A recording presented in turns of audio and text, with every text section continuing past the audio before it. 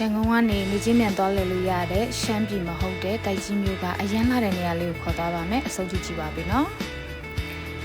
ရန်ကုန်ကနေမှတ်ပြတောင်ကို9နာရီခွဲထွက်တဲ့ဟိုဘက်ကနေလည်း7နှစ်လောက်ရောက်ပါတယ်ရှင်တခုရှိတာကတောင်ပေါ်မှာလုံးဝစားစရာမရှိပါဘူးเนาะအဲ့အတွက်ကြောင့်မလို့လမ်းမှာကိုယ့်ဘာကိုတခုစားတာပဲဖြစ်ဖြစ်အိမ်ကနေထည့်သွားဖြစ်ဖြစ်ယူသွားလို့ရပါတယ်ရှင်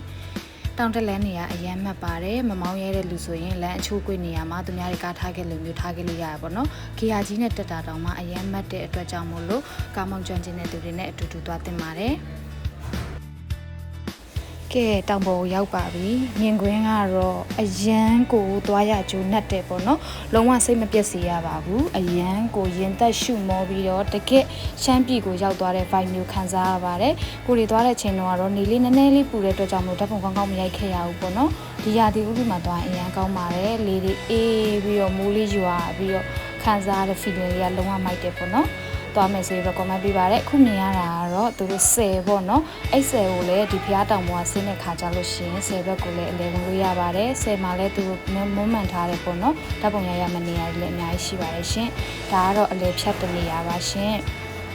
view ကတော့မြင်တဲ့အတိုင်းပါပဲနော်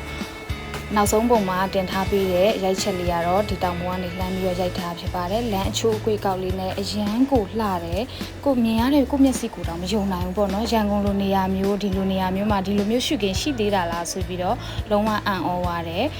အရန်လဲမိုက်တယ်နာမည်ကတော့မှန်ပြတောင်လို့ခေါ်ပါတယ်အဆုံးထိကြည့်ပြီးလို့တက်တာ